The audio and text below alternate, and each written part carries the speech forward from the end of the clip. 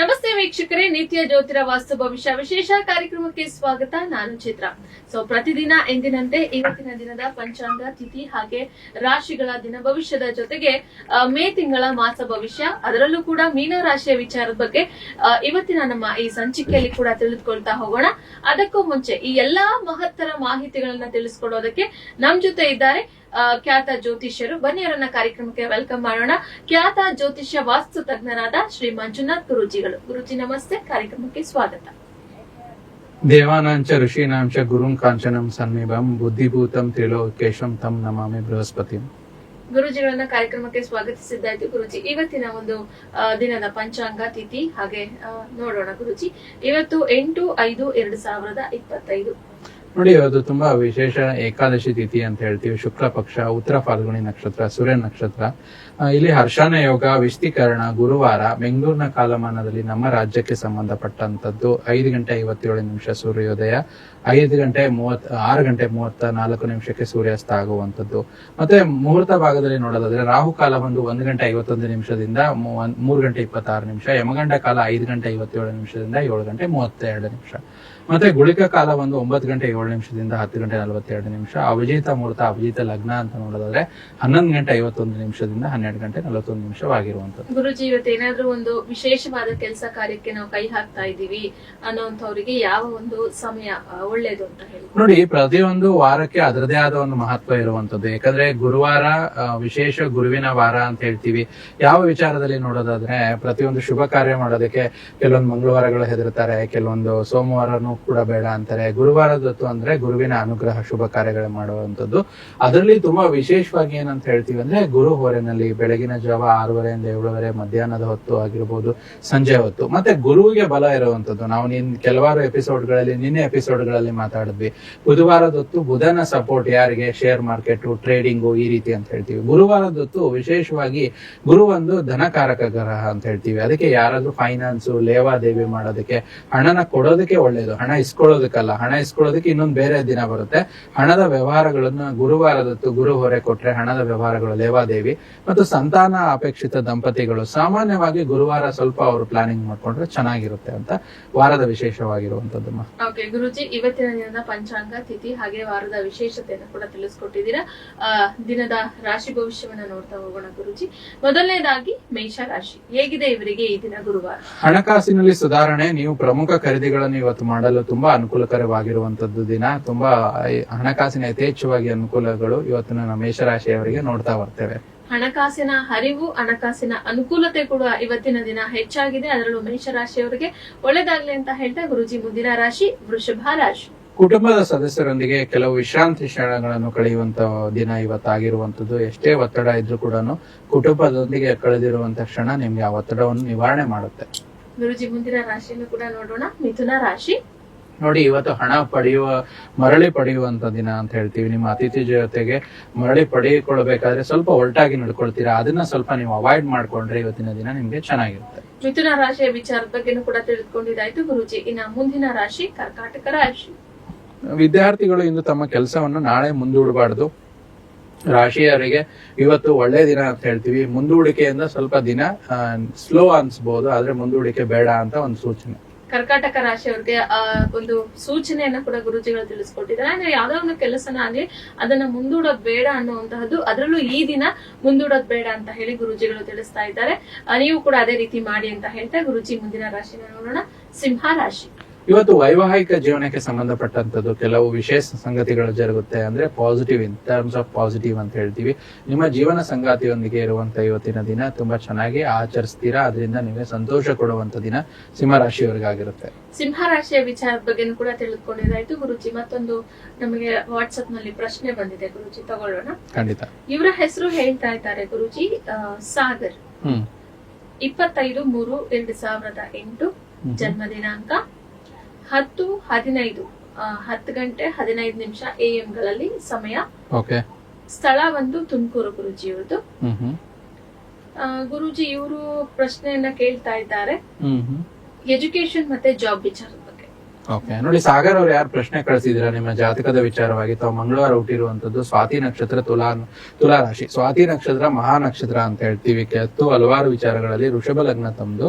So education ಚತುರ್ಥ ಪಂಚಮ ಭಾಗ್ಯಾಧಿಪತಿ ಅಂತ ಹೇಳ್ತೀವಿ. ಶನಿ ಮಹಾದಶೆ, ಶನಿ ಅಂತರ್ದಶೆ ನಡೀತಾ ಇದೆ. ಶನೇಶ್ವರರು ತಮ್ಗೆ ಯೋಗಕಾರಕವಾಗಿರುವಂತ ಗ್ರಹ ಆಗಿರೋದ್ರಿಂದ ನಿಮ್ಗೆ ಚತುರ್ಥದಲ್ಲಿ ಶನೇಶ್ವರರೇ ಕೂತಿರುವಂತದ್ದು. ಭಾಗ್ಯ ಭಾವದಲ್ಲಿ ನಿಮ್ಗೆ ರಾಹು ಮತ್ತೆ ಶುಕ್ರ ಮತ್ತೆ ಬುಧ ಇರುವಂತದ್ದು ಇಲ್ಲಿ ನಾವು ನೋಡ್ತಾ ಬರ್ತೀವಿ. ಎಜುಕೇಶನ್ಗೆ ಈಗ ನಡೀತಾ ಇರುವ ದಶಾಭುಕ್ತಿಗಳಲ್ಲಿ ಶನಿ ದಶನೆ ನಡೀತಾ ಇರೋದ್ರಿಂದ 2025ರಿಂದ ಪ್ರಾರಂಭವಾಗಿ 2044ರವರೆಗೂ ಶನಿ ದಶನೆ ಇದೆ. ಆದ್ರೆ ಅದರಲ್ಲಿ ಅಂತರ್ದಶೆ, ಬುಧ ಅಂತರ್ದಶೆ ಬರುತ್ತೆ ಮುಂದಿನ ವರ್ಷ ಜನವರಿ 2026ರಿಂದ. ಸೊ ಅವಾಗ ಇವರಿಗೆ ಶನಿ ಮತ್ತೆ ಬುಧ ಬಂದಾಗ ಏನಾಗುತ್ತೆ, ಇನ್ನು ಹೈಯರ್ ಎಜುಕೇಶನ್ ವಿಚಾರವಾಗಿ ಅನುಕೂಲತೆಗಳು ಸಿಗುತ್ತೆ. ಮತ್ತೆ ವಿಶೇಷವಾಗಿ ಬುಧ ಇವರಿಗೆ 9ನೇ ಮನೆಯಲ್ಲಿರೋದ್ರಿಂದ ವಿದೇಶಿ ಶಿಕ್ಷಣ, ಫಾರಿನ್ ಎಜುಕೇಶನ್ಸ್, ಹೈಯರ್ ಮತ್ತೆ PhD ಎಜುಕೇಶನ್ ಕೊಡೋದಕ್ಕೆ ಯಥೇಚ್ಛವಾಗಿ ಈ ಗ್ರಹ ಸಪೋರ್ಟ್ ಮಾಡುತ್ತೆ. ಆದ್ರೆ ಸ್ವಲ್ಪ ಶನಿ ಇರೋದ್ರಿಂದ ಶನೇಶ್ವರ ಗ್ರಹ ಸ್ವಲ್ಪ ಸ್ಲೋ ಅಂತ ಹೇಳ್ತೀವಿ, ಮಂದ ಗ್ರಹ ಅಂತ ಹೇಳ್ತೀವಿ. ಶನಿಗೆ ಸಂಬಂಧಪಟ್ಟಂತದ್ದು ಮೂಲ ಮಂತ್ರಗಳು ಓಂ ಶಂ ಶನೇಶ್ವರಾಯ ನಮಃ ಅಂತ ಒಂದು 108 ಬಾರಿ ಜಪ ಮಾಡುವಂತದ್ದು. ಆದಷ್ಟು ನೀವು ಬಲಗೈ ಮಧ್ಯದ ಬೆರಳಲ್ಲಿ ಸಾಧ್ಯವಾದ್ರೆ ಒಂದು ನೀಲಮಣಿ ಹರಳನ್ನು 3ರಿಂದ 5 ಕ್ಯಾರೆಟ್ ಶನಿವಾರದ ಹೊತ್ತ ಹಾಕೋದ್ರಿಂದ ನಿಮ್ಗೆ ಈ ಒಂದು ಗ್ರಹದ ಆಕ್ಟಿವೇಶನ್ ಆಗುತ್ತೆ. ಮತ್ತೆ ಹೈಯರ್ ಎಜುಕೇಶನ್ ಸಂಬಂಧಿತವಾಗಿರುವಂತದ್ದು ಕೆಲಸ ಕಾರ್ಯಗಳ ವಿಚಾರವಾಗಿ ಅನುಕೂಲ ಆಗುತ್ತೆ. ಸಾಗರ್ ಅವ್ರಿಗೆ. ಸಾಗರ್ ಅವರು ನಮ್ಗೆ ಪ್ರಶ್ನೆಯನ್ನ ಕಳಿಸಿದ್ರು. ನಿಮ್ಮ ಒಂದು ಪ್ರಶ್ನೆಗೆ ಉತ್ತರವನ್ನ ಕೂಡ ತಿಳಿಸಿದ್ದಾರೆ. ಗುರುಜಿ ಜಾಬ್ ವಿಚಾರದ ಬಗ್ಗೆನೂ ಕೂಡ ಕೇಳಿದ್ರು ಅವರು. ನೋಡಿ, ಜಾಬ್ ಅಂತಂದ್ರೆ ದಶಮ ಸ್ಥಾನ ಅಂತ ಹೇಳ್ತೀವಿ. ಸಾಗರ್ ಅವ್ರ ವಿಚಾರ ಕಳಿಸಿರೋದಕ್ಕೆ ದಶಮದಲ್ಲಿ ರಾಹು ಮತ್ತೆ ಶುಕ್ರ ಬುಧ ಇರೋದ್ರಿಂದ ಇವ್ರ ಕೆಲಸ ಕಾರ್ಯಗಳ ಮುಗಿದ ಮೇಲೆ ಇವ್ರು ಓದಿರೋತಕ್ಕಂತ ಜಾಬ್ ಖಂಡಿತ ಸಿಗುತ್ತೆ. ಆದ್ರೆ ರಾಹು 10ನೇ ಮನೆ ಇರೋದ್ರಿಂದ ಜಾಬ್ ಅಲ್ಲಿ ಸ್ವಲ್ಪ ಫ್ಲಕ್ಚುಯೇಷನ್ ಇರುತ್ತಮ್ಮ, ಒಂದೇ ಕಡೆ ಸ್ಥಿರವಾಗಿರೋದಕ್ಕಾಗೋದಿಲ್ಲ. ಅದಕ್ಕೆ ಸಂಬಂಧಪಟ್ಟಂತದ್ದು ನಾನು ಏನ್ ಪರಿಹಾರ ಹೇಳಿದ್ನೆ ಅಂದ್ರೆ ಲೈಕ್ ಜಂಪ್ ಸ್ಟೋನ್ ವಿಚಾರವಾಗಿ ಅದನ್ನ ಧರಿಸಿದ್ರೆ ಜಾಬ್ ಅಲ್ಲಿ ಸ್ಟೆಬಿಲಿಟಿ ಸಿಗುತ್ತೆ. ಓಕೆ, ಸಾಗರ್ ಅವರು ನಿಮ್ಮ ಪ್ರಶ್ನೆಗೆ ಗುರುಜಿಗಳು ಕೂಡ ಉತ್ತರವನ್ನ ತಿಳಿಸಿದ್ದಾರೆ. ನೀವು ಕೂಡ ಅದನ್ನ ಫಾಲೋ ಮಾಡಿ ಅಂತ ಹೇಳ್ತಾ, ಗುರುಜಿ ನಾವು ದಿನದ ರಾಶಿ ಭವಿಷ್ಯವನ್ನ ನೋಡ್ತಾ ಇದ್ವಿ. ಸಿಂಹ ರಾಶಿವರೆಗೆ ತಿಳ್ಕೊಂಡಿದ್ವಿ ಗುರುಜಿ. ಮುಂದಿನ ರಾಶಿ ಕನ್ಯಾ ರಾಶಿ. ನೀವು ನಿಮ್ಮ ಅಭಿಪ್ರಾಯವನ್ನು ನೀಡುವಾಗ ಇತರರ ಅಭಿಪ್ರಾಯ ಕೂಡ ಗಮನಿಸಿ, ಅದರಿಂದ ಯಾರಿಗೂ ಹರ್ಟ್ ಆಗೋದಿಲ್ಲ. ಅವರ ಅಭಿಪ್ರಾಯ ಮುಕ್ತವಾಗಿ ಬರುವಂತದ್ದು. ಇದನ್ನ ಫಾಲೋ ಮಾಡಿದ್ರೆ ನಿಮ್ಗೆ ಕನ್ಯಾ ರಾಶಿಯವರಿಗೆ ತುಂಬಾ ದಿನ ಚೆನ್ನಾಗಿರುತ್ತೆ. ಕನ್ಯಾ ರಾಶಿಯವರಿಗೆ ಇವತ್ತಿನ ದಿನ ಕೂಡ ಚೆನ್ನಾಗಿದೆ ಅಂತ ಹೇಳ್ತಾ, ಮುಂದಿನ ರಾಶಿ ವಿಚಾರದ ಬಗ್ಗೆ ತಿಳಿಯೋಣ. ತುಲಾ ರಾಶಿ. ರಾಶಿಯ ಜಾತಕಸ್ಥರು ಇಂದು ನೀವು ಕೈಗೊಂಡ ಧರ್ಮಾರ್ಥ ಕಾರ್ಯವು ನಿಮಗೆ ಮಾನಸಿಕ ಶಾಂತಿ, ನೆಮ್ಮದಿ ಮತ್ತು ಆರಾಮವನ್ನು ನೀಡುವಂತ ದಿನವಾಗಿರುವಂತದ್ದು. ತುಲಾ ರಾಶಿಯವರಿಗೆ ಕೂಡ ಇವತ್ತಿನ ದಿನ ಆರಾಮದಾಯಕವಾಗಿದೆ, ಒಳ್ಳೇದಾಗ್ಲಿ ಅಂತ ತಿಳಿಸ್ತಾ, ಮುಂದಿನ ರಾಶಿ ವೃಶ್ಚಿಕ ರಾಶಿ. ಗುರುಜಿ, ರಾಶಿಯ ಜಾತಕಸ್ಥರು ನೀವು ಆದಷ್ಟು ನಿಮ್ಮ ಭಾವನೆಯನ್ನು ನಿಯಂತ್ರಣದಲ್ಲಿಡಿ. ನಿಮ್ಮ ಭಯವನ್ನು ಆದಷ್ಟು ಬೇಗ ತೊಡೆದು ಹಾಕಿ, ಅದರಿಂದ ನಿಮ್ಮ ದಿನ ಶುಭವಾಗುತ್ತೆ. ವೃಶ್ಚಿಕ ರಾಶಿಯ ವಿಚಾರದ ಬಗ್ಗೆನೂ ಕೂಡ ತಿಳಿದುಕೊಂಡಿದ್ದಾಯ್ತು. ಇನ್ನು ಮುಂದಿನ ರಾಶಿ ಧನುರ್ ರಾಶಿ.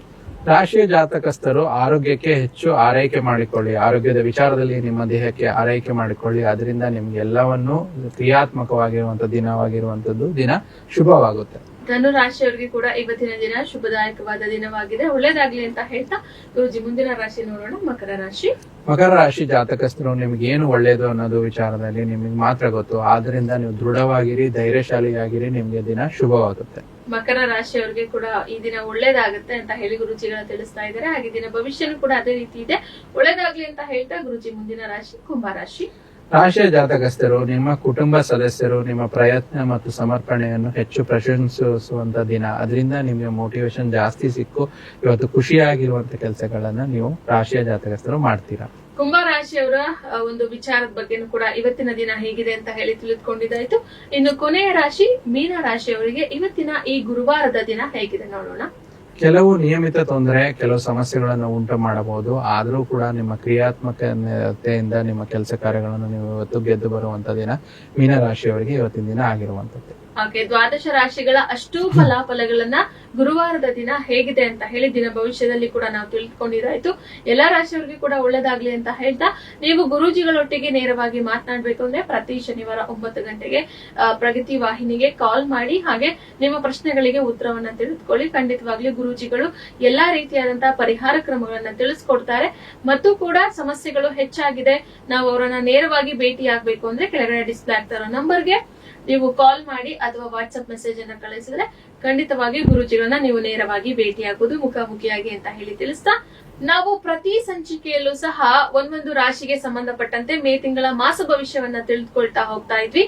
ಕುಂಭ ರಾಶಿಯವರೆಗೂ ಸಹ ನಾವು ಮಾಸ ಭವಿಷ್ಯ, ಮೇ ತಿಂಗಳ ಮಾಸ ಭವಿಷ್ಯವನ್ನ ತಿಳಿದುಕೊಂಡಿದ್ದಾಯ್ತು. ಇನ್ನ ಇವತ್ತಿನ ನಮ್ಮ ಈ ಸಂಚಿಕೆಯಲ್ಲಿ ಮೀನ ರಾಶಿಯ ವಿಚಾರಕ್ಕೆ ಸಂಬಂಧಪಟ್ಟಂತೆ ಈ ತಿಂಗಳ ಮೇ ಮಾಸ ಅವರಿಗೆ ಹೇಗಿದೆ, ಎಷ್ಟು ಅನುಕೂಲತೆಗಳಿದೆ, ಏನೇನೆಲ್ಲ ಒಳ್ಳೇದಾಗುತ್ತೆ, ಏನಾದ್ರೂ ಸಮಸ್ಯೆಗಳಿದ್ರೆ ಅದಕ್ಕೆ ಪರಿಹಾರ ಕ್ರಮಗಳು ಏನೇನು ಅಂತ ಹೇಳಿ ಗುರೂಜಿಗಳು ಕೂಡ ಸೂಚಿಸ್ತಾ ಹೋಗ್ತಾರೆ. ನಾವು ಆಗ್ಲೇ ತಿಳಿಸಿದಾಗೆ ನಾವು ದಿನದ ಪಂಚಾಂಗ ಹಾಗೆ ರಾಶಿಗಳ ಫಲಾಫಲಗಳ ಮತ್ತೆ ಇನ್ನೊಂದು ವಿಚಾರಕ್ಕೆ ಸಂಬಂಧಪಟ್ಟಂತೆ ಸಾಗರ್ ಅವರು ಕೂಡ ನಮಗೆ ಪ್ರಶ್ನೆಯನ್ನ ಕಳಿಸಿದ್ರು. ಅವರ ಒಂದು ಪ್ರಶ್ನೆಗೆ ಗುರೂಜಿಗಳು ಉತ್ತರವನ್ನ ನೀಡಿದ್ದಾರೆ. ಗುರೂಜಿ, ಈಗ ಮತ್ತೊಂದು ಪ್ರಶ್ನೆ ಇದೆ, ತಗೊಳ್ಳೋಣ. ಖಂಡಿತ. ಜಯಶಂಕರ್ ಅಂತ ಹೇಳಿ ಗುರೂಜಿ ಇವರ ಹೆಸರು. ಇವರು ಜನ್ಮ ದಿನಾಂಕವನ್ನ ತಿಳಿಸ್ತಾ ಇದ್ದಾರೆ 22/3/1999. ಹುಟ್ಟಿದ ಸಮಯ 9:19 PM ಗಳಲ್ಲಿ 9:19. ಸ್ಥಳ ಬಂದು ಹುಬ್ಳಿ ಅಂತ ಹೇಳ್ತಾ ಇದ್ದಾರೆ ಗುರೂಜಿ. ಮ್ಯಾರೇಜ್ ಮತ್ತೆ ಫ್ಯೂಚರ್ ವಿಚಾರಕ್ಕೆ ಸಂಬಂಧಪಟ್ಟಂತೆ ಪ್ರಶ್ನೆಯನ್ನ ಕೇಳ್ತಾ ಇದ್ದಾರೆ. ಜಯಶಂಕರ್ ಯಾರು ಪ್ರಶ್ನೆ ಕಳಿಸಿದಿರಲ್ಲ, ಜಾತಕದ ವಿಚಾರದಲ್ಲಿ ಹುಟ್ಟಿರುವಂತದ್ದು ಸೋಮವಾರ, ರೋಹಿಣಿ ನಕ್ಷತ್ರ, ವೃಷಭ ರಾಶಿ, ತುಲಾ ಲಗ್ನದ ಜಾತಕ ನಿಮ್ದಾಗಿರುವಂತದ್ದು. ನೋಡಿ, ಜಾತಕದಲ್ಲಿ ನಾವು ದಶಾಭುಕ್ತಿಗಳಿಗೆ ಎಲ್ಲದನ್ನೂ ಒಂದು ಫಲದಾಯಕವನ್ನು ಕೊಡ್ತೀವಿ. ರಾಹು ದಶೆ, ಶುಕ್ರ ಅಂತರ್ದಶೆ ನಡೀತಾ ಇರೋದ್ರಿಂದ ಜೂನ್ 2024 ನಿಮ್ಗೆ ನಡೀತಾ ಇದೆ. ಮದುವೆಗೆ ಸಪ್ತಮ ಸ್ಥಾನ ಅಂತ ಹೇಳ್ತೀವಿ. ಯಾರ ಜಾತಕದಲ್ಲಿ ನಾವು ಕೆಲವಾರು ಸಂಚಿಕೆಗಳಲ್ಲಿ ಹೇಳಿದಂಗೆ ಸಪ್ತಮದಲ್ಲಿ ಶನಿ ಇರ್ತಾರೋ ಕೆಲಸ ನಿಧಾನ ಅಂತ, ಇವ್ರ ಜಾತಕದಲ್ಲಿ ಸಪ್ತ ನೀಚ ಶನಿ ಇರೋದ್ರಿಂದ ಮದುವೆ ಸ್ವಲ್ಪ ನಿಧಾನ ಅಂತ ಹೇಳ್ತೀವಿ. ಏನ್ ಮುಖ್ಯ ಪ್ರಶ್ನೆ ಏನವ್ರದ್ದು? ಮ್ಯಾರೇಜ್ ಮತ್ತೆ ಫ್ಯೂಚರ್. ಸೊ ಮ್ಯಾರೇಜ್ ಸ್ವಲ್ಪ ನಿಧಾನ ಅಂತ ಹೇಳ್ತೀವಿ. ಆದ್ರೂ ತಕ್ಕ ಪರಿಹಾರಗಳು ಅಂದ್ರೆ ಶನಿಗೆ ಸಂಬಂಧಪಟ್ಟಂತದ್ದು ಒಂದು ತಿಲಾಶಾಂತಿ ಹೋಮ ನದಿ ತೀರದಲ್ಲಿ, ಬೆಂಗಳೂರಿಗೆ ಹತ್ರವಾಗಿರುವಂತದ್ದು ಶ್ರೀರಂಗಪಟ್ಟಣ, ನಂಜನಗೂಡು, ಅಥವಾ ಇವ್ರು ಎಲ್ಲಿ ಸ್ಥಳ ಇರುವಂತ ವಾಸ ಇರುವ ಸ್ಥಳ ಹತ್ರದಲ್ಲಿ ಎಲ್ಲಿ ಹರಿಯ ನೀರಿರುತ್ತೋ ನದಿ ಹತ್ರ ಇವರು ಇದನ್ನ ಪರಿಹಾರ ಮಾಡ್ಕೋಬೇಕು. ತಿಲಾಶಾಂತಿ ಹೋಮವನ್ನು ಮಾಡಿಸುವಂತದ್ದು, ಇದರಿಂದ ಪರಿಹಾರ ಕೂಡ ಚೆನ್ನಾಗುತ್ತೆ. ಫ್ಯೂಚರ್ ಅಂತ ನೋಡಿದಾಗ 9ನೇ ಮನೆ ಅಧಿಪತಿ ಬುಧ ಇವರಿಗೆ ಷಷ್ಠ ಭಾವದಲ್ಲಿರೋದ್ರಿಂದ ಫ್ಯೂಚರ್ ಗುರು ಜೊತೆ ಸೂರ್ಯನ ಜೊತೆ ಇರೋದ್ರಿಂದ ಬುಧಾದಿತ್ಯ ಯೋಗ ಇರುವಂತದ್ದು, ಒಳ್ಳೆ ಬುದ್ಧಿವಂತಿಕೆಯಿಂದ ಮಾಡುವಂತ ಕೆಲಸ ಕಾರ್ಯಗಳು ಹೆಚ್ಚು ಮೆಚ್ಚುಗೆ ಸಿಗುವಂತದ್ದು, ಮತ್ತು ಇವರಿಗೆ ಕೆಲಸಕ್ಕೂ ಕೂಡ ಐಡೆಂಟಿಫಿಕೇಶನ್ ಚೆನ್ನಾಗಿ ಸಿಗೋದ್ರಿಂದ ಇವರಿಗೆ ಚೆನ್ನಾಗಿರುತ್ತೆ ಫ್ಯೂಚರ್. ಓಕೆ, ಸೊ ನಮಗೆ ಜಯಶಂಕರ್ ಅನ್ನೋರು ಪ್ರಶ್ನೆಯನ್ನ ಕಳಿಸಿದ್ರು. ನಿಮ್ಮ ಈ ಪ್ರಶ್ನೆಗೆ ಗುರೂಜಿಗಳು ಸಹ ಉತ್ತರವನ್ನ ನೀಡಿದ್ದಾರೆ ಅಂತ ಹೇಳ್ತಾ, ಗುರೂಜಿ ನಾವು ಮೇ ತಿಂಗಳ ಮಾಸ ಭವಿಷ್ಯವನ್ನ ನೋಡ್ತಾ ಹೋಗ್ತಾ ಇದ್ವಿ. ಮೀನ ರಾಶಿಯ ವಿಚಾರಕ್ಕೆ ಸಂಬಂಧಪಟ್ಟಂತೆ ಇವತ್ತಿನ ನಮ್ಮ ಈ ಸಂಚಿಕೆಯಲ್ಲಿ ನವಗ್ರಹಗಳ ಗೋಚಾರ ಅಂತ ಏನ್ ಹೇಳಿ ಬರುತ್ತೆ, ಆ ಒಂದು ನವಗ್ರಹಗಳ ಗೋಚಾರದ ಪ್ರಭಾವ ಮೀನ ರಾಶಿಯವರಿಗೆ ಎಷ್ಟರ ಮಟ್ಟಿಗೆ ಅದು ಪರಿಣಾಮ ಬೀರ್ತಾ ಇದೆ, ಹೇಗಿದೆ ಅಂತ ಹೇಳಿ ಗುರೂಜಿ. ನೋಡಿ, ರಾಶಿಯವರಿಗೆ ಮೊದಲನೇದಾಗಿ ಜನ್ಮ ಶನಿ ಸ್ವಲ್ಪ ಪ್ರಾರಂಭ ಆಗಿರುವಂತದ್ದು, ಟೆಸ್ಟಿಂಗ್ ಟೈಮ್ಸ್ ಅಂತ ಹೇಳ್ತೀವಿ. ಮೀನ ರಾಶಿಯವರಿಗೆ ಸಣ್ಣ ಸಣ್ಣ ಸಮಸ್ಯೆಗಳು ಕೂಡ ಒಂದು ದೊಡ್ಡ ದೊಡ್ಡ ಪರ್ವತದಂತೆ ಭಾಸ ಆಗುವಂತ ಮಾಸ. ಈ ಒಂದು ಮಾಸದಲ್ಲಿ ಸ್ವಲ್ಪ ಎಚ್ಚರಿಕೆಯಿಂದ ಇರಬೇಕು. ಮುಗಿಯುವಂತ ಕೆಲಸಗಳು ಇನ್ನೇನು ಒಂದೊಂದು ಹಂತದಲ್ಲಿ ನಿಂತ್ಕೊಳ್ಳುವಂತದ್ದು ತುಂಬಾ ನೋಡ್ತೀವಿ. ತುಂಬಾ ಸವಾಲುಗಳು ದಾರಿಯನ್ನು ಮಾಡಿಕೊಡುವಂತದ್ದು, ಸವಾಲುಗಳಿಗಿರುವಂತದ್ದು. ಆದ್ರೆ ಎಲ್ಲರಿಗೂ ಆ ಕಷ್ಟ ಕೊಡುತ್ತಂತಲ್ಲ. ಮೂಲ ಜಾತಕದಲ್ಲಿ ತಮ್ಮ ಯಾರು ಮೀನ ರಾಶಿಯವರು ಇರ್ತಾರಲ್ವಾ, ನಿಮ್ಮ ಮೂಲ ಜಾತಕದಲ್ಲಿ ಅದನ್ನ ಪರಿಶೀಲನೆ ಮಾಡಿಕೊಂಡ್ರೆ ಒಳ್ಳೇದು ಅಂತ ಹೇಳ್ತೀವಿ. 15ನೇ ತಾರೀಕು ನಂತರ ಗುರು ತನ್ನ ಸ್ಥಾನ ಬದಲಾವಣೆ ಮಾಡೋದಂಥದ್ದು, ತೃತೀಯದಿಂದ ಚತುರ್ಥ ಭಾವಕ್ಕೆ ಬರುವಂತದ್ದು. ಸೊ ಏನಾಗುತ್ತೆ ಅಂದ್ರೆ ಮಿಥುನ ರಾಶಿಗೆ ಬರುವಂತದ್ದು, ಅಂದ್ರೆ ಸುಖ ಸ್ಥಾನಕ್ಕೆ ಗುರು ಹೋಗುವಂತದ್ದು ಒಳ್ಳೆ ವಿಚಾರ. ಒಂದು ಬಲಿಷ್ಠ ಒಂದು ಏನು ಅಂತಂದ್ರೆ ರಾಶಿಯಾಧಿಪತಿನೇ ಆಗಿ ಚತುರ್ಥ ಭಾವಕ್ಕೆ ಬರೋದ್ರಿಂದ ಒಂದು ಒಳ್ಳೆ ವಿಚಾರ ಅಂತ ಹೇಳ್ತೀವಿ. ಸೊ ಇಲ್ಲೇನಾಗುತ್ತೆ ಅಂದ್ರೆ ಈ ರಾಶಿಯಲ್ಲಿ ಶುಕ್ರ ಬರೋದ್ರಿಂದ ಒಂದು ಸ್ತ್ರೀಯರ ಒಂದು ಸಾಂಗತ್ಯ ಒಳ್ಳೇದು, ಅಂದ್ರೆ ಒಂದು ಮದುವೆ ಆಗುವಂತದ್ದು, ಒಂದು ಪ್ರೀತಿ ಪ್ರೇಮ ಪ್ರಯಾಣದಲ್ಲಿ ಒಂದು ಸಕ್ಸಸ್ ಸಿಗುವಂತದ್ದು, ಒಂದು ಶುಕ್ರನ ಗೋಚಾರ ಒಳ್ಳೇದು ಕೊಡುವಂತದ್ದು, ಕಲೆಯಲ್ಲಿ ಸಾಹಿತ್ಯದಲ್ಲಿ ಒಂದು ಒಳ್ಳೆ ಅಭಿರುಚಿ ಅಭಿಲಾಷೆಯನ್ನು ಹೊಂದುವಂತದ್ದು, ಗುರು ಚತುರ್ಥದಲ್ಲಿದ್ದಾಗ ಹಣಕಾಸಿನ ವಿಚಾರದಲ್ಲಿ ಸಂತಾನ ಸುಖ ಸಿಗುವಂತದ್ದು ಗುರು ಗೋಚಾರ ಇದು ನಿಮಗೆ ಶುಭ ಕೊಡುತ್ತೆ. ಮತ್ತೆ ಮೇ 18ನೇ ತಾರೀಕು ಮೀನ ರಾಶಿಯಲ್ಲಿರುವಂತ ರಾಹು ವ್ಯಯ ಭಾವಕ್ಕೆ ಬರುವಂತದ್ದು. ರಾಶಿಯಿಂದ 12ನೇ ಮನೆ ನಾವು ವ್ಯಯ ಭಾವ ಅಂತ ಹೇಳ್ತೀವಿ. ವ್ಯಯ ಭಾವಕ್ಕೆ ರಾಹು ಬರುವಂತದ್ದು. ಮತ್ತೆ ಇಲ್ಲೇನಾಗುತ್ತೆ ಅಂದ್ರೆ ಸಪ್ತಮ ಸ್ಥಾನದಲ್ಲಿ ಇದ್ದ ಒಂದು ಇಷ್ಟು ದಿನ ಕೇತು ಷಷ್ಠ ಭಾವಕ್ಕೆ ಬರುವಂತದ್ದು ಅಪ್ರದಕ್ಷಿಣೆ ಆಗಿ. ವ್ಯಯ ಭಾವಕ್ಕೆ ಬರುವಂತದ್ದು ರಾಹು, ಷಷ್ಠ ಭಾವಕ್ಕೆ ಬರುವಂತದ್ದು ಕೇತು, ಮತ್ತು ಚತುರ್ಥ ಸಪ್ತಮಾಧಿಪತಿಯಾದ ಬುಧ ಗ್ರಹರು ಕೂಡ ಇಲ್ಲಿ ಏನಾಗುತ್ತೆ ಅಂದ್ರೆ 6ನೇ ತಾರೀಕು ನಂತರ ಇಲ್ಲಿ ದ್ವಿತೀಯ ಸ್ಥಾನಕ್ಕೆ ಬರುವಂತದ್ದು ಮೇ 6 ನಂತರ. ಮತ್ತೆ ಮೇ 23ನೇ ತಾರೀಕು ಬಂದು ಬುಧ ಗ್ರಹರು ಏನಾಗುತ್ತೆ ಅಂದ್ರೆ ತೃತೀಯ ಭಾವಕ್ಕೆ ಹೋಗುವಂತದ್ದು, ಮತ್ತು ಷಷ್ಠಾಧಿಪತಿಯಾದ ಸೂರ್ಯ ಗ್ರಹರು, ಯೋಗಕಾರಕ ಸೂರ್ಯ ಗ್ರಹರು 15ನೇ ತಾರೀಕು ನಂತರ ಉಚ್ಚ ಸ್ಥಿತಿಯಲ್ಲಿದ್ದ ದ್ವಿತೀಯ ಸ್ಥಾನ ಬಿಟ್ಟು ತೃತೀಯ ಸ್ಥಾನಕ್ಕೆ 16ನೇ ತಾರೀಕಂತ ಹೋಗುವಂತದ್ದು. ಇದೆಲ್ಲ ನವಗ್ರಹಗಳ ಒಂದು ಪ್ರಭಾವ. ಗುರು ಶುಕ್ರ ಬುಧ ಅಂತ ಹೇಳ್ತೀವಿ. ಶನೇಶ್ವರರು ಮತ್ತೆ ರಾಹು ಕೇತು ಮತ್ತೆ ಗುರುವಿನ ಗೋಚಾರ ಒಂದು ಮೀನ ರಾಶಿಯವರಿಗೆ ಮೇ ಮಾಸದಲ್ಲಿ ಈ ರೀತಿ ಇರುತ್ತಮ್ಮ. ಗುರುಜಿ, ಇನ್ನು ನವಗ್ರಹಗಳ ಗೋಚಾರದ ಪ್ರಭಾವ ಹೇಗಿರುತ್ತೆ ಅಂತ ಹೇಳಿ ಕೂಡ ತಿಳಿಸ್ಕೊಟ್ಟಿದ್ದೀರಾ. ಇನ್ನು ಕೂಡ ವಿಸ್ತೃತವಾಗಿ ಮೀನ ರಾಶಿಯವರ ಮೇಲೆ ಇದು ಹೇಗೆ ಪರಿಣಾಮ ಬೀರುತ್ತೆ ಅಂತ ಹೇಳಿ ನೋಡಿ. ವಿಸ್ತೃತವಾಗಿ ನೋಡೋದಾದ್ರೆ ನವಗ್ರಹಗಳ ಗೋಚಾರದಲ್ಲಿ ಗೋಚಾರ ವಿಸ್ತೃತ ಚರ್ಚೆ ಅಂತ ನೋಡಿದ್ರೆ ಈ ಒಂದು ನವಗ್ರಹಗಳ ಗೋಚಾರ, ಗುರುವಿನ ಗೋಚಾರ ಒಳ್ಳೆ ಫಲ ಕೊಡುವಂತದ್ದು, ರೋಗವನ್ನು ತಡೆದುಕೊಳ್ಳುವಂತ ಶಕ್ತಿ ಮತ್ತು ರೋಗ ನಿರೋಧಕ ಶಕ್ತಿ ಹೆಚ್ಚಾಗುವಂತದ್ದು ನೋಡ್ತಾ ಬರ್ತೀವಿ. ಸ್ವಲ್ಪ ಒತ್ತಡ ಜಾಸ್ತಿ ಮಾಡುವಂತದ್ದು, ರಾಜ ಅಭಯ ಸಿಗುವಂತದ್ದು ಈ ಮಾಸ ಅಂತ ಹೇಳ್ತೀವಿ. ಮತ್ತೆ ಏನಾಗುತ್ತೆ ಅಂದ್ರೆ ಕಾಲನ್ನು ಶನೇಶ್ವರರು ರಾಶಿಯಲ್ಲೇ ಬರೋದ್ರಿಂದ ಸ್ವಲ್ಪ ಕಾಲಿನ ಸಮಸ್ಯೆ ಬರುತ್ತೆ. ಆದ್ರೆ ದೇಹವನ್ನು ಸದೃಢ ಕಾಯ ಮಾಡುವಂತದ್ದು ಇದು ಕೂಡ ಕೊಡುತ್ತೆ. ಆದ್ರೆ ಬುಧ ಸ್ವಲ್ಪ ವೀಕ್ ಆಗಿರೋದ್ರಿಂದ ಈ ಮಾಸದಲ್ಲಿ ಸ್ವಲ್ಪ ನರಕ್ಕೆ ಸಂಬಂಧಪಟ್ಟಂತದ್ದು, ನರ ಬಾಧೆಗಳು ಅಂದ್ರೆ ಏನಂತೀವಿ ಜಾಯಿಂಟ್ಸ್ ಇಶ್ಯೂಸ್ ಮತ್ತೆ ನ್ಯೂರಾನ್ಸ್ ಅಂತ ಹೇಳ್ತೀವಲ್ಲ, ಅದು ಸ್ವಲ್ಪ ಸಮಸ್ಯೆಗಳು ಜಾಸ್ತಿ ಅಂತ ನೋಡ್ತಾ ಬರ್ತೀವಿ. ಆದ್ರೆ ಮುಂದಿನ ಗ್ರಹಗಳು ಒಂದು ಬುಧ ತೃತೀಯಕ್ಕೆ ಬರೋದ್ರಿಂದ ವಿದ್ಯೆಗೆ ಸಂಬಂಧಪಟ್ಟಂತದ್ದು ಹೆಚ್ಚು ಬಲವಾಗುವಂತದ್ದು. ಮತ್ತೆ ಬುಧ ಒಂದು ಪ್ಲಾನೆಟ್ ಆಫ್ ಇಂಟೆಲಿಜೆನ್ಸ್ ಅಂತ ಹೇಳ್ತೀವಿ, ಮಾತಿನಲ್ಲಿ ನೈಪುಣ್ಯತೆ ಜಾಸ್ತಿ ಈ ಮಾಸದಲ್ಲಿ ನೋಡ್ತಾ ಬರ್ತೀವಿ. ಮತ್ತೆ ಇಲ್ಲೇನಾಗುತ್ತೆ ಅಂದ್ರೆ ಅಷ್ಟಮಾಧಿಪತಿಯಾದ ಒಂದು ಸೂರ್ಯನ ಗೋಚಾರ ಇಲ್ಲೇನಾಗುತ್ತೆ 15ನೇ ತಾರೀಕು ನಂತರ ತೃತೀಯ ಭಾವಕ್ಕೆ ಬರೋದ್ರಿಂದ ಧೈರ್ಯ, ಸಾಹಸ, ಪರಾಕ್ರಮ ಹೆಚ್ಚಾಗುವಂಥದ್ದು, ಸರ್ಕಾರಿ ಸಂಬಂಧಿತ ಕೆಲಸ ಕಾರ್ಯಗಳು ತುಂಬಾ ಸುಲಲಿತವಾಗಿರುವಂತದ್ದು, ವಾಕ್ಚಾತುರ್ಯದಿಂದ ಇದನ್ನ ಒಂದು ಕೆಲಸ ಕಾರ್ಯಗಳನ್ನ ನಡೆಯುವಂತದ್ದು ನೋಡ್ತೀವಿ. ಮತ್ತೆ ವಿಸ್ತೃತವಾಗಿ ನವಗ್ರಹಗಳ ಗೋಚಾರದಲ್ಲಿ ದ್ವಿತೀಯಾಧಿಪತಿಯಾದ ಮಂಗಳು ಪಂಚಮ ಸ್ಥಾನದಲ್ಲಿರುವಂತದ್ದು. ಪಂಚಮ ಸ್ಥಾನ ಅಂದ್ರೆ ಪೂರ್ವ ಪುಣ್ಯ ಸ್ಥಾನ ಅಂತ ಹೇಳ್ತೀವಿ. ಸೊ ಇದು ನೀಚ ರಾಶಿಯಲ್ಲಿರೋದ್ರಿಂದ ಸ್ವಲ್ಪ ಮಾನಸಿಕ ಕಾಯಿಲೆಗಳು ಮತ್ತೆ ಮಕ್ಕಳ ವಿಚಾರದಲ್ಲಿ ಸ್ವಲ್ಪ ತುಂಬಾ ನೊಂದುಕೊಳ್ಳುವಂತದ್ದಾಗುವಂಥದ್ದು ಸ್ವಲ್ಪ ಹೇಳ್ತೀವಿ. 15ನೇ ತಾರೀಕು ನಂತರ ಪರಿವರ್ತನೆ ಯೋಗ ಕೂಡ ಇರೋದ್ರಿಂದ ತನ್ಮೂಲಕ ಒಂದು ಒಳ್ಳೆಯ ಒಂದು ಇದನ್ನ ಕಾಣಬಹುದು ಅಂತ ನಾವು ನವಗ್ರಹಗಳ ಗೋಚಾರದ ಮೂಲಕ ನಾವು ಇದನ್ನ ನೋಡ್ತಾ ಬರ್ತೀವಿ. ವಿಸ್ತೃತವಾಗಿ ಮೀನ ರಾಶಿಯವರಿಗೆ ನವಗ್ರಹಗಳ ಗೋಚಾರದ ಪ್ರಭಾವ ಹೇಗಿರುತ್ತೆ, ಅದ್ರ ಪರಿಣಾಮ ಹೇಗಿರುತ್ತೆ ಅಂತ ಹೇಳಿ ಕೂಡ ತಿಳಿಸಿದ್ದೀರಾ ಗುರುಜಿ. ಇನ್ನು ಮೀನ ರಾಶಿಯ ರಾಶ್ಯಾಧಿಪತಿ ಯಾರಾಗಿರ್ತಾರೆ, ಆ ಒಂದು ರಾಶ್ಯಾಧಿಪತಿಯ ವಿಚಾರಕ್ಕೆ ಸಂಬಂಧಪಟ್ಟಂತೆ ರಾಶಿ ಫಲ ಹೇಗಿದೆ, ಮೇ ಮಂತ್ ನಲ್ಲಿ ಏನೇನೆಲ್ಲ ನಿರೀಕ್ಷಿಸಬಹುದು ಮೀನ ರಾಶಿಯವರು? ನೋಡಿ, ರಾಶಾಧಿಪತಿಯಾದ ಗುರು ಗ್ರಹರು ಇಲ್ಲಿ ರಾಶಿಯ ಅಧಿಪತಿ ಆಗಿರ್ತಾರೆ. ಅಂದ್ರೆ ಮೀನ ರಾಶಿ is owned by the planet Jupiter ಅಂತ ಹೇಳ್ತೀವಮ್ಮ. ಮುಖ್ಯವಾಗಿ ರಾಶಾಧಿಪತಿಯ ಗೋಚಾರ ಏನಾಗುತ್ತೆ ಅಂತಂದ್ರೆ ತುಂಬಾ ಪ್ರಬಲವಾಗಿ ತೃತೀಯ ಭಾವದಿಂದ ಚತುರ್ಥ ಭಾವಕ್ಕೆ ನೋಡ್ತಾ ಇದ್ರೆ ಮಕ್ಕಳಿಂದ ಸಂತೋಷ, ಉದ್ಯೋಗದಲ್ಲಿ ಅಭಿವೃದ್ಧಿ, ಅನಿರೀಕ್ಷಿತ ಲಾಭ, ಮೆಡಿಕಲ್ಗೆ ಸಂಬಂಧಪಟ್ಟಂತದ್ದು ಉದ್ಯೋಗಗಳಿಗೆ ತುಂಬಾ ಲಾಭ ಅಂತ ಹೇಳ್ತೀವಿ. ಮೀನ ರಾಶಿ ಜಲತತ್ವಕ್ಕೆ ಸಂಬಂಧಪಟ್ಟದ್ರಿಂದ ಜಲತತ್ವದಲ್ಲಿರುವಂತಹ ಉದ್ಯೋಗಗಳು, ಅಕ್ವೇರಿಯಂ ಬಿಸ್ನೆಸ್ ಆಗ್ಬೋದು, ವ್ಯಾಪಾರ ವಹಿವಾಟು, ಮೀನಿಗೆ ಸಂಬಂಧಪಟ್ಟ ವ್ಯಾಪಾರ ವಹಿವಾಟು, ಇಂಪೋರ್ಟ್ ಎಕ್ಸ್ಪೋರ್ಟ್ ಅಂದ್ರೆ ಫಿಶರೀಸ್ ಅಂತ ಏನ್ ಮಾಡ್ತಾರೆ, ಮೀನು ಸಾಕಾಣಿಕೆ ಏನ್ ಮಾಡ್ತಾರೆ, ಮೀನ ರಾಶಿಯವರಿಗೆ ಮೇ ಮಾಸದಲ್ಲಿ ತುಂಬಾ ಒಳ್ಳೇದಂತ ಹೇಳ್ತೀವಿ. ಸ್ವಲ್ಪ ನೆಗೆಟಿವ್ ಆಗಿ ನೋಡೋದಾದ್ರೆ ಆರೋಗ್ಯದಲ್ಲಿ ಸ್ವಲ್ಪ ಗುಪ್ತಾಂಗದ ಸಮಸ್ಯೆ ಮತ್ತೆ ಕಫ ವೃದ್ಧಿ ಆಗುವಂತದ್ದು ಇದು ಸ್ವಲ್ಪ ಜಾಸ್ತಿ ಅಂತ ಹೇಳ್ತೀವಿ. ಮತ್ತೆ ವ್ಯಾಪಾರದಲ್ಲಿ ಸ್ವಲ್ಪ ನಷ್ಟ ಕೂಡ ಆಗುವಂತದ್ದು ಈ ಒಂದು ಮಾಸದಲ್ಲಿ ನೋಡ್ತಾ ಬರ್ತೀವಿ. ಆದ್ರೆ ಪಾಸಿಟಿವ್ ಆಗಿ ವಿದೇಶಿ ಯಾತ್ರೆ, ಕುಟುಂಬದಲ್ಲಿ ಸೌಖ್ಯ ಮತ್ತೆ ಕುಟುಂಬದಲ್ಲಿ ವೃದ್ಧಿ, ಹೊಸ ಸಂಬಂಧಗಳ ಬೆಸುಗೆ, ಉದ್ಯೋಗದಲ್ಲಿ ಅಭಿವೃದ್ಧಿ, ಸ್ಥಾನ ಪಲ್ಲಟ ಆಗುವಂತದ್ದು, ಹೊಸ ಮಾನ್ಯತೆ ಸಿಗುವಂತದ್ದು ಮತ್ತು ಸ್ಥಿರ ಆಸ್ತಿ, ಚರಾಸ್ತಿ ಸಿಗುವಂತ ಸಾಧ್ಯತೆ ಹೆಚ್ಚು. ಪ್ರಯಾಣ ಮಾಡಲು ಸ್ವಲ್ಪ ಮಟ್ಟಿಗೆ ಎಚ್ಚರಿಕೆಯಿಂದ ಮಾಡಿ ಅಂತ ಸೂಚಿಸ್ತಾ ಇದ್ದೀವಿ. ಆದ್ರೆ ಪಾಸಿಟಿವ್ ಆಗಿ ನೋಡೋದಾದ್ರೆ ದೇವಾಲಯ ದರ್ಶನ, ಧಾರ್ಮಿಕ ಯಾತ್ರಾ, ಉಚಿತ ಸಮಯ, ವಿದ್ಯಾರ್ಥಿಗಳಿಗೆ ಒಳ್ಳೆ ಸಮಯ ಅಂತ ಹೇಳ್ತೀವಿ. ರೈತರಿಗೂ ಕೂಡ ಒಳ್ಳೆ ಸಮಯ, ವ್ಯವಸಾಯ ಮಾಡೋರಿಗೆ ಒಳ್ಳೆಯ ಸಮಯ, ಸಣ್ಣ ಪುಟ್ಟ ಕೆಲಸ ಕಾರ್ಯಗಳು ಮಾಡೋರಿಗೂ ಕೂಡ ಒಳ್ಳೆ ಸಮಯ. ಯಾವ ರೀತಿ ಅಂದ್ರೆ ಉದ್ಯೋಗದಲ್ಲಿ ಪ್ರಗತಿ, ಅವ್ರು ಮಾಡುವಂತ ಕೆಲಸ ಕಾರ್ಯಗಳಲ್ಲಿ ಅವರಿಗೆ ಅಪ್ರಿಸಿಯೇಷನ್ ಸಿಗುವಂತದ್ದು, ಒಂದು ಮಾನ ಸಮ್ಮಾನಗಳು ಸಿಗುವಂತದ್ದು. ಆಸ್ತಿ ವಿಚಾರದಲ್ಲಿ ಸ್ವಲ್ಪ ಎಚ್ಚರವಾಗಿರಿ. ಯಾಕಂದ್ರೆ ಪಂಚಮ ಸ್ಥಾನದಲ್ಲಿ ಕುಜ ಇರೋದ್ರಿಂದ ಮೀನ ರಾಶಿಯವರಿಗೆ ಸ್ವಲ್ಪ ಏನಾದ್ರು ಪೇಪರ್ಸ್, ದಾಖಲಾತಿಗಳಲ್ಲಿ ಹಿಂದೆ ಮುಂದೆ ಆಗುವಂತದ್ದು ನಾವು ನೋಡ್ತೀವಿ. ಅಂದ್ರೆ ವಿಶೇಷವಾಗಿ ಏನಾಗುತ್ತೆ, ಸಿಗ್ನೇಚರ್ ಆಗಿರ್ಬೋದು, ಸ್ಟಾಂಪ್ ಆಗಿರ್ಬೋದು, ಅಲ್ಲಿ ಅಫಿಡವಿಟ್ ಆಗಿರ್ಬೋದು, ಅಲ್ಲೇನಾದ್ರು ದಾಖಲಾತಿ ಮಿಸ್ ಮ್ಯಾಚ್ ಆಗುವಂತ ಚಾನ್ಸಸ್ ಕೂಡ ನಾವು ನೋಡ್ತಾ ಬರ್ತೀವಿ. ಒಟ್ಟಾರೆ ನೋಡ್ಬೇಕಾದ್ರೆ ಪಿತೃಗಳ ಆಸ್ತಿ ಲಭ್ಯ, ಪಾಸಿಟಿವ್ ಸೈಡ್ ಅಲ್ಲಿ ನೋಡ್ಬೇಕಾದ್ರೆ ಕುಟುಂಬದಲ್ಲಿ ಸಾಲ ಕಡಿಮೆ ಆಗುವಂತದ್ದು. ಮತ್ತೆ ಮೀನ ರಾಶಿಯವರು ಒಟ್ಟಾರೆಯಾಗಿ ಸಂತೋಷ ಪಡಬಹುದು. ಆದ್ರೆ ಕೆಲವೊಂದು ಕಿರಿಕಿರಿಗಳು, ಸಾತಿ ಆ ವಿಚಾರದಲ್ಲಿ ಸ್ವಲ್ಪ ಕಿರಿಕಿರಿಗಳಿದೆ.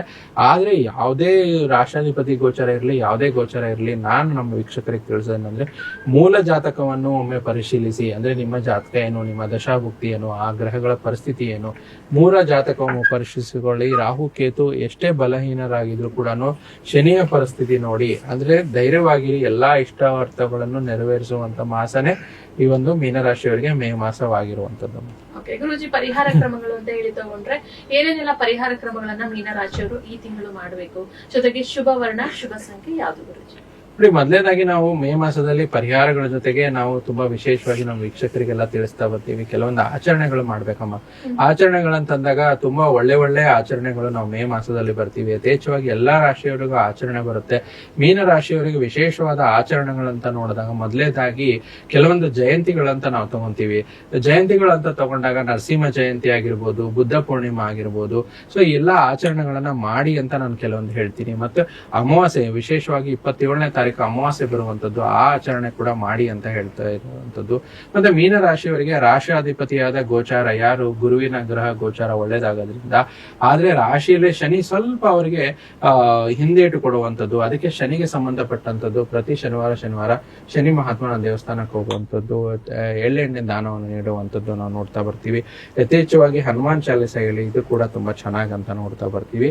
ಆಮೇಲೆ ಹೆಚ್ಚು ಒಳ್ಳೆ ಶುಭ ವರ್ಣ ಅಂತ ಈ ಮಾಸದಲ್ಲಿ ನೋಡೋದಾದ್ರೆ ಕೆಂಪು ಮತ್ತು ಹಳದಿ ಶುಭ ವರ್ಣ ಅಂತ ಹೇಳ್ತೀವಿ. ಶುಭ ಸಂಖ್ಯೆ 3, 6 ಮತ್ತೆ 9. ಈ ನಮ್ಮ ಮೊಬೈಲ್ ನಂಬರ್ ಆಗಿರ್ಬೋದು, ಒಂದು ವೆಹಿಕಲ್ ತಗೊಳ್ಳಿ, ಏನೋ ಒಂದು ಸ್ಥಿರಾಸ್ತಿ ಚರಾಸ್ತಿ ಅಂತ ಒಂದು ಪ್ರಾಪರ್ಟಿ ಪರ್ಚೇಸ್ ಮಾಡ್ತಾ ಇದ್ರೆ ಅಥವಾ ಅಪಾರ್ಟ್ಮೆಂಟ್ ತಗೊಂತಾ ಇದ್ರೆ ಈ ಒಂದು ಸಂಖ್ಯೆನ ನೀವು ಹೆಚ್ಚಾಗಿ ಬಳಸಿ. ಇದರಿಂದ ತುಂಬಾ ಒಳ್ಳೇದು ಅಂತ ನಾವು ನೋಡ್ತಾ ಬರ್ತೀವಿ.